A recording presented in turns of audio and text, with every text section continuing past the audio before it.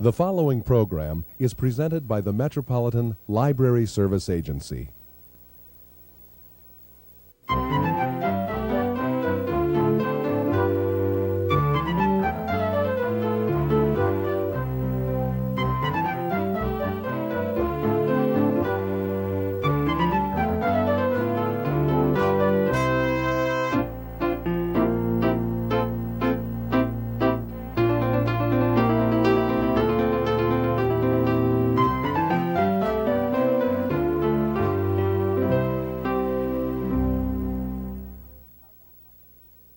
Hello, welcome to All About Kids, a program focusing on the interests of children and young people and some of the issues affecting them.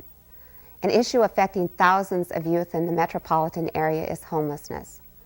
Our guest today, Dr. Kevin Cwayna of the University of Minnesota Youth and AIDS Project, will talk about the situation. Estimates on the number of homeless youth vary widely because this is a problem largely overlooked and ignored by governmental agencies. Kevin, we're glad you could be with us today on All About Kids. You're a doctor, you're working at the University of Minnesota, but you're not involved in a very traditional specialty. Describe some of the work you're doing with the homeless young people in our community.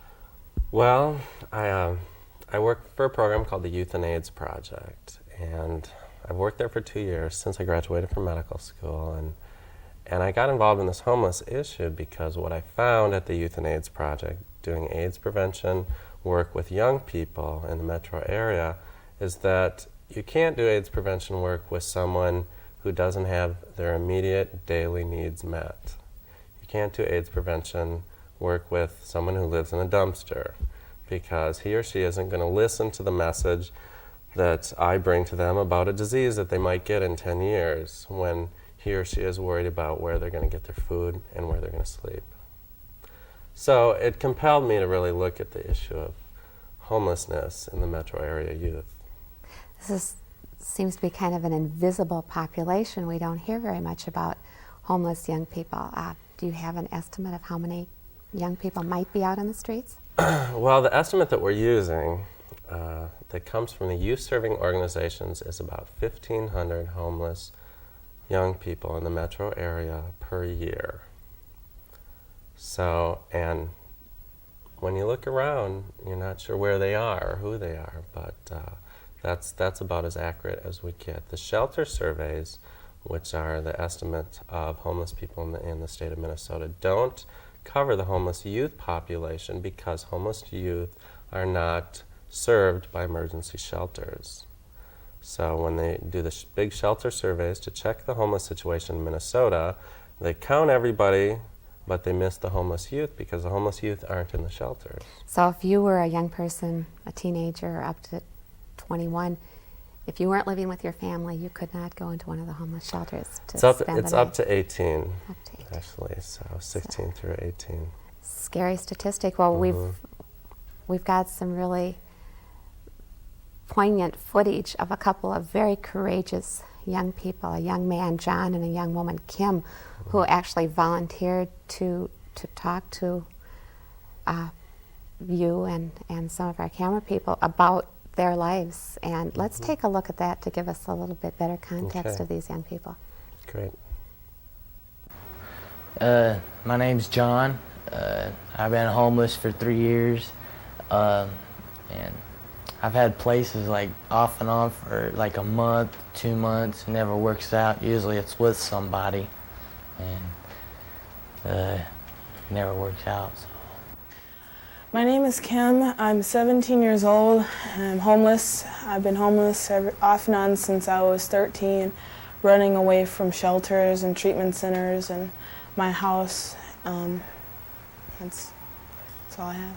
I'm not living at home anymore because I had problems with my mom's boyfriend. He doesn't like me very much, and I guess my mom's men come before her own children, and I had abuse, well, mental abuse and some physical abuse and sexual abuse there.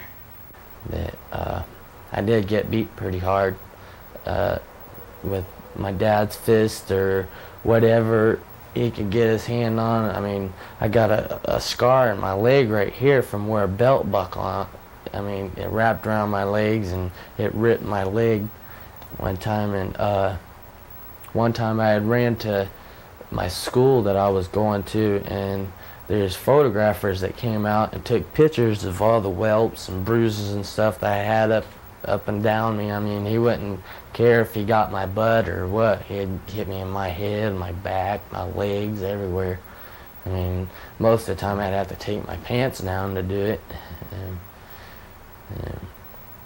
out there was the scariest part, was taking my pants down. When he said, "Take your pants down," I knew what was going to happen. I mean, it took me a while to do it. And a lot of times when I'd cry, he goes, "You better quit crying, boy. I'm going to give you something to cry about." And he'd beat me again. "Quit your crying," you know. I mean, you shouldn't ever keep anybody from crying, no matter what the situation is. And he didn't like me crying. "You better grow up and be a man." That's what he said.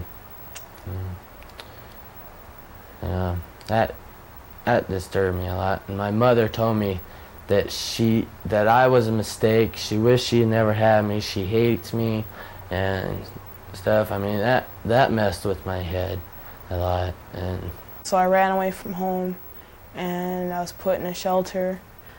It seemed like everything I started having more troubles when I turned 10. Like, my sisters would beat me up, and I would get sexually abused by my cousins. And one of my mom's friends, she was a female, slept at her house, and she was watching me take a bath and trying to wash me, and I was like 12 years old, and I thought I knew how to wash myself. I haven't been with my family since I was 8 years old. They put me in a mental institution. I was an abused child, so I didn't work out too good in school or with other people, and I was in a mental institution for 4 years, and that was kind of a crazy place. I was always running from there. They had me on the maximum security ward for 3 years out of that 4. I was still running, found ways to get out. And after that, they put me in DYS, that's Division of Youth Services, and that's a place for like teenage criminals. I wasn't no criminal. I never had no record until I turned 18, but nobody wanted me, so that's where they had to put me. I've been locked up a lot of times, I mean, for running away, and I've been locked up for emotional problems and for being a manic depressant and stuff like that. So, I don't know. But basically, mostly for running away. I don't think anybody should have to. I mean, a lot of times I run away because of things that happen at home, but maybe it's the parents that should be locked up, you know. Maybe it's people that, it's not ever the victim's fault, but people don't really believe that, you know. I do, because I've been a victim. I've just been sleeping underneath bridges and abandoned houses since then. Most of the time I was staying with people that went to off streets, you know. I felt like an intruder a lot of times because it was always a different person every night asking them or begging them if I could, you know, sleep on their floor or something. And up until a year ago, that's been happening, and then I started sleeping under bridges and anywhere, you know, like an abandoned building or outside, you know, in the parks and stuff like that.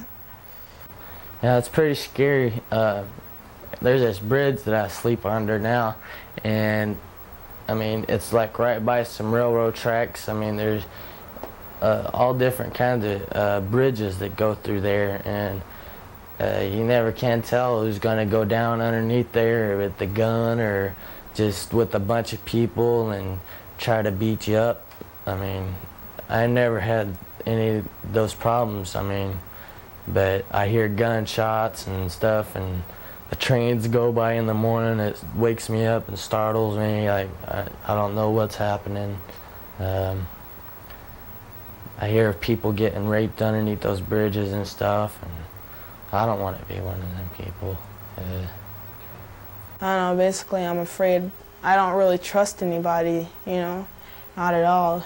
Anybody comes up to me acting all nice, I wonder what they want from me. Because a lot of people try and, act like your friend and then they use you. I've been raped a couple times because of that, What I do to pass time usually is go panhandle or dumpster dive in apartment buildings to try to find nice clothes or some stuff that I could sell to make money, or just walk around and look at the people on the streets and stuff, or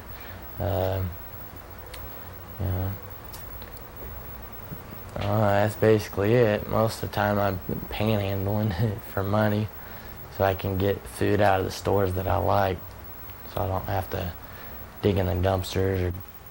I've been offered money almost every day that I'm downtown to have sex with people, like if I'm panhandling, a guy might come by and say, you don't have to do that, you can come with me and, I'll give you some money and I'll give you some food. That happens all over the place where people are asking me to do stuff with them and stuff, offering me money and stuff, and I usually turn it down. One time I didn't because I was in a tough place to, live and stuff, and I didn't. Well, I fear AIDS, but I don't have anything to worry about. I know I've been through all kinds of treatment centers and they've all had sex education, so I think I know pretty much enough about AIDS to not get into that position, but I find myself being careless with people, about sex, and I guess I could get it. I just think it's important for everybody to hear and see. Maybe you guys will be in this position sometime, and you'll need some help, and maybe somebody will help you. Maybe somebody won't. A lot of people aren't as fortunate as some people. I don't know. Kevin, two brave and very articulate young people who were willing to talk so frankly. Was it risky for them to be this open about their situations? Well, I think we would consider it risky to say anything like that, but I think they're both in situations where they think, what have I got to lose? They're very honest, but they've been beaten up by the system, and they're kind of, they don't have anything to lose by being honest, and so that's where they are. They kind of dispel the myth that homeless young people are drug addicts or chemically dependent or mentally ill. Yeah. Although I was interested in John's comment that when he ran away, he was immediately put into a mental institution. Is that kind of the societal way that this is how we deal with this? That's what our culture does, yes. Runaway, anyone under 18 who isn't with their parent is a criminal in this culture, unless they are emancipated. So as a criminal, a runaway criminal, they're viewed as emotionally disturbed or delinquent, and that's how they're treated. And that's what kind of programs they're put into. And that explains, being in an inappropriate program, like I think both of them were. Kim was talked about being actually diagnosed with mental illness. And John talked about being in a program for young criminals inappropriately. That explains why they've got real resentment and real distrust of the system.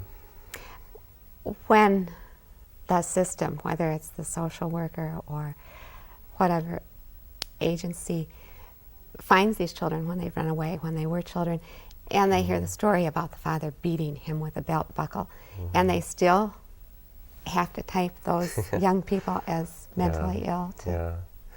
Yeah, that's just kind of how the structure is set up.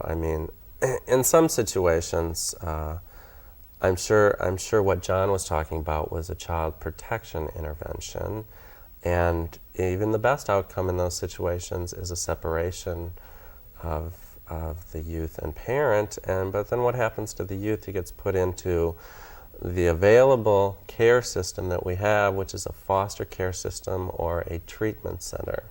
Regardless of whether he was abused or not, he's still likely going to get some sort of treatment. And you get a young person who has been through a number of foster homes and gets to be 17 or 18 and decides that he or she is ready to have a little bit more independence. What happens to those young people? Is there a place for them? Well, no, there really isn't. Interesting. I think what happens is the system decides that they're done caring for those kids. Foster care in Minnesota ends abruptly at 18. Often ends before 18 because they don't place kids that may only have 6 months before they turn 18, or maybe have gone through a number of foster care. They don't place those kids in new foster care. So they give them a situations. handshake and say, you're on your own? You're 6 months until you're 18, so we're not going to place you again. So for these young people that are being cared for by the government system, the government expects them to stand up and live on their own at 18 or earlier. Whereas in our culture today, the remaining youth that have contact with supportive families or get assisted until they can stand up on their own, which is usually in 1991, age 21 or age 20, or a few years after high school education. We help young people through college. We help young people by if they can't make it on their own at 18, they stay at home for a few more years. So we help the privileged class. Who we don't help is the kids that have been in foster care or institutional care. Their care is stopped abruptly at 18, and they're ill-equipped to live on their own. Well, that's just it. We're cosseting, I guess it's not the right word. The children who are helped through college end up with an education that hopefully gives them the skills to survive in society. Right. These young people are so busy surviving, looking for a place to sleep, looking for food. What happens to their education? Well, they get more behind and behind every day. As they survive, they don't have the energy to address or they know how to address the underlying problems. 80% of young people identified in a small survey in 1990 in Minnesota that were homeless had not finished high school or had a GED. So they have real big educational needs. They don't have job training. They don't have independent living skills, and so they're not addressing what's going to help them remain self-sufficient. What they do learn is how to live on a day-to-day basis, like both John and Kim talked about. Well, they can share places with friends, or you can figure out how to get money, or you can find food. But that's pretty stressful when you think of a whole lifetime of living from day to day like that. What's the response of elected officials to this situation?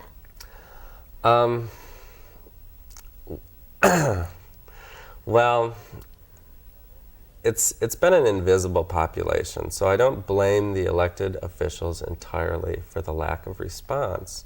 How we in Minnesota, how we assess the homeless population is to look at the surveys of the homeless, and all those, like I spoke about earlier, are from shelters, emergency shelters. And because young people under age 18 who don't have a parent are not allowed into emergency shelters, these young people aren't counted. So up until probably a year ago, elected officials were saying, well, we don't know how many homeless youth there are, and they're not showing up on the surveys, so we're not addressing their issues.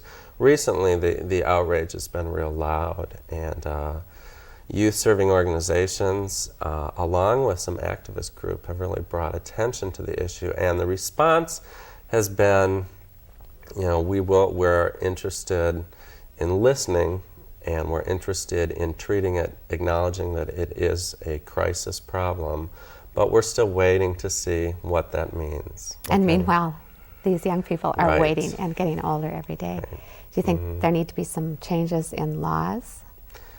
Well, a big one, yes. Yes. A big one is the emancipation law. Until young people are legally emancipated, they're going to be viewed as criminals and treated as criminals by the system. So there needs to be a clean, easy way so that if someone is 16, has been through the foster care system, doesn't have a home to go to, they have to be able to sign leases on their own and live as independently as they're able to live. I mean, often all the to get help from the government, the government says, well, you need a parent here to sign for this, and you need a parent in order for you to receive this or this service. And an emancipated youth can say, I'm my own individual and adult right now, and so I can get farther in applying for general assistance, or I can sign a lease, and I can take care of myself. So the emancipation needs to be addressed in this state. Has anyone indicated an interest in sponsoring that kind of legislation? Minnesota Coalition for the Homeless is addressing that issue and considering bringing it in front of the legislative session of 1992. Sounds good. You talked about taking care of each other and how these young people network to find out where they can go for food, in some cases where they can go for clothing. They have a very sophisticated communication system among themselves. Yeah, it's really a different world, and it's a world that nobody sees, and that is a world that people are terrified of, the life of street youth. But when they're when a young person has recently left home, while they're meeting people that offer them money for sex, as both Kim and John do on a regular basis, they're also meeting other young people who can say, Project Off Streets is a good place to get food and clothing. You know, here's the bridge that although isn't real safe, that we all sleep under. Here's a building. There's a building in South Minneapolis where a lot of young people sleep, and the owner of the building says it's okay. And so they network with each other. And so the street smart kids would help the suburban neophytes or the innocents. How did they get to accept you so well? Well, I'd like to think that they've accepted. Or even to talk to you. Yeah. I mean, just to have that vague beginning of trust. Well, I thought a lot about this before I got involved, and it was real clear that they're real mistrustful for good reason of institutional or governmental persons. And so, and I also talked to street workers. A number of organizations in the city have adults that network with the street population, and the approach is to be a consistent presence in these young people's lives, be not associated with an institution or government, and be supportive in your interaction with them. And not try to keep telling them what they should be doing, that sort of thing. The parental. But just express an interest in what's going on and say, you know, did that work out with where you were staying, or you know, how did you ever get on general assistance, or show a caring attitude. And I've been a consistent presence in a lot of homeless people's lives for up to 2 years now, and over that period of time they learn to trust you. And then the word would go down, Kevin's okay, because he really cares. And it's interesting, that happens on an organizational level too. Immediately the young people will hear, Project Off Streets is okay, Project Solo is okay, but maybe, you know, some of the other organizations are more institutional, so we stay away from those organizations. They get the rundown on who's respectable and who treats them like a overbearing parent or a boss or a government figure.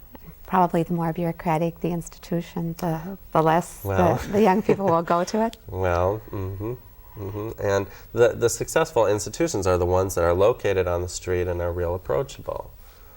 You know, Project Off Streets is located in an area that's real accessible. What is going to happen to these young people? It's August 1991 now. Winter is coming. Do you think Kim and John will have a place to stay this winter? Well, I hope so. But I honestly don't know.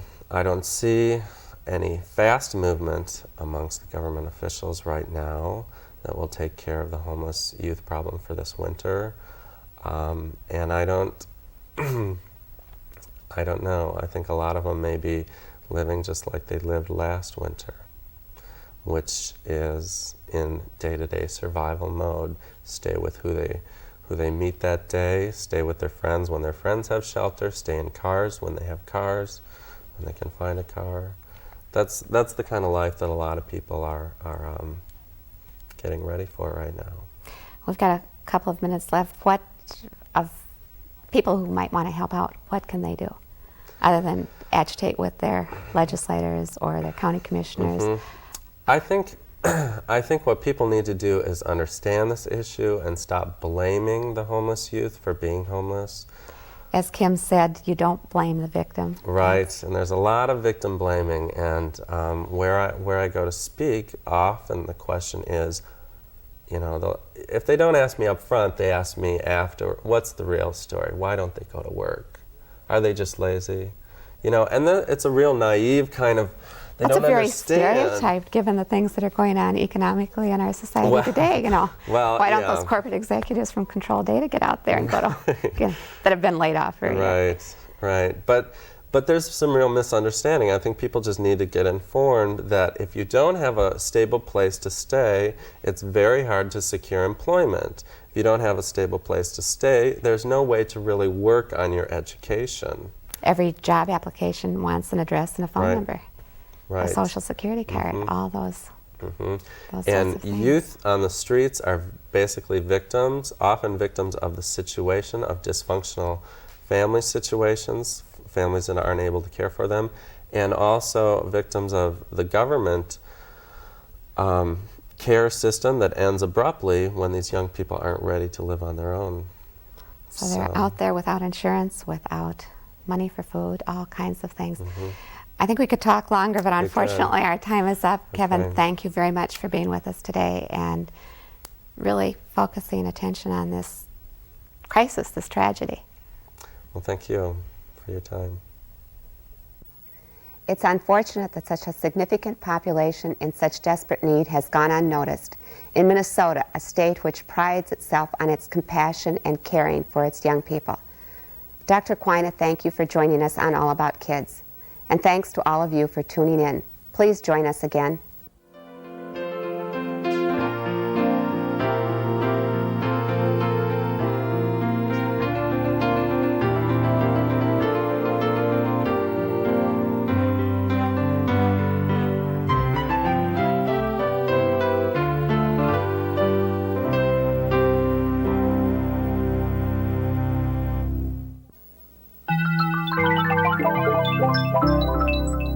This has been a presentation of Hennepin County Library in conjunction with the Twin Cities Metropolitan Library Service Agency.